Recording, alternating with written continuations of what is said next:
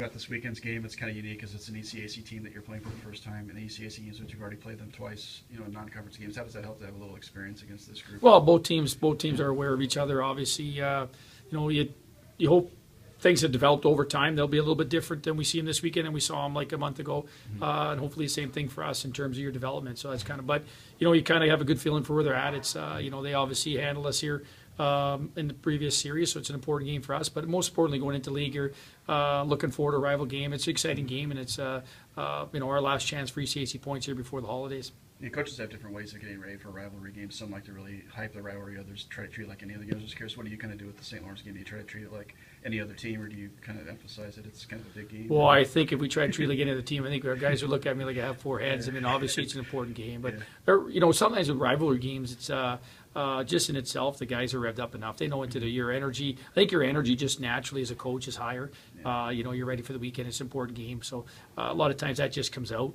I think it's important for us in rivalry games is that you've got to use your head come to game time. You got to be able to push aside all the emotions, all the energy, and all that. You still have to be able to play with your head. So that's the key heading in. If you overhype it, sometimes I think you can be a little bit exhausted by the time game time comes around.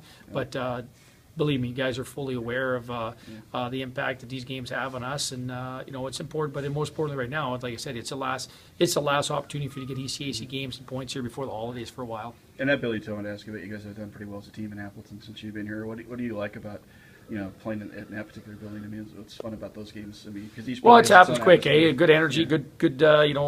Any college player likes to play in these type of games. It's where this is why you play. You listen to it. You read all the stuff on football. They have a rivalry weekend, right? Oh, yeah. And they talk about that's what the basis for football is all about in the FBS system. It doesn't matter what you talk about, high impact games.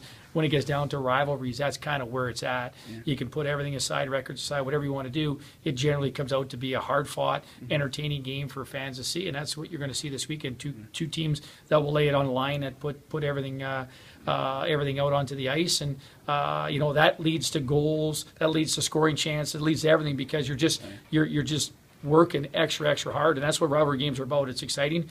It's nice that we have 4 games against them. I said that before. I just think it's a great thing. We'll have another home game against them second half. Just kind of spreads out here, opportunity for our fans to take part in that rivalry a little bit more than usual.